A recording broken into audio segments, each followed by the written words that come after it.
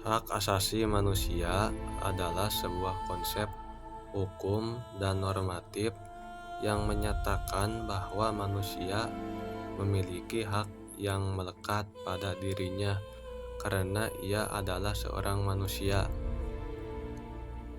Hak asasi manusia berlaku kapan saja, di mana saja, dan kepada siapa saja, sehingga sifatnya universal.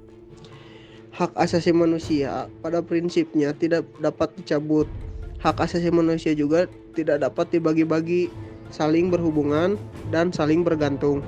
Hak asasi manusia biasanya dialamatkan kepada negara, atau dalam kata lain, negaralah yang mengemban kewajiban untuk menghormati, melindungi, dan memenuhi hak asasi manusia, termasuk dengan mencegah dan menindaklanjuti pelanggaran yang dilakukan.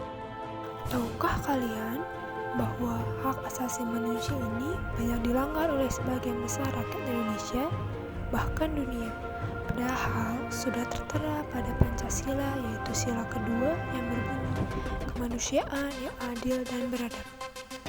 Banyak sekali pelanggaran hak asasi manusia di Indonesia, contohnya bullying, pencurian, korupsi, dan masih banyak lagi pelanggaran hak asasi manusia di Indonesia.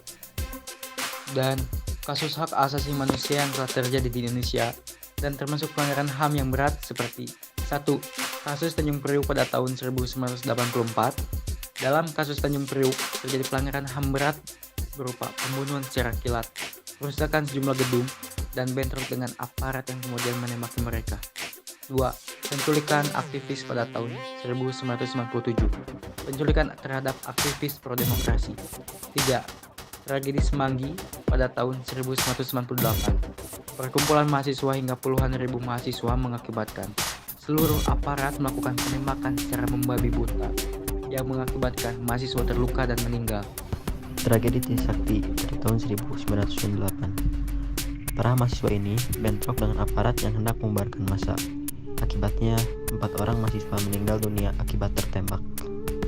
5. Kasus pembunuhan Munir pada tahun 2004. Aktivis yang aktif memperjuangkan hak-hak asasi manusia saat sedang melakukan perjalanan menggunakan pesawat menuju Amsterdam, Belanda, Munir meninggal dunia.